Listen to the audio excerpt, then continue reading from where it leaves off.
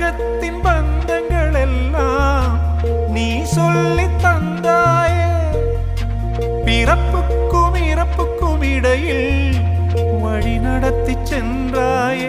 உனக்கே ஓர் தொட்டில் கட்டி நானே தாயாய் மாறிட வேண்டும். ஆராரிராரோ நான் இங்கே பாட, தாயே நீ கண்ணுறங்கு, என்னோட மடி சாய்ந்து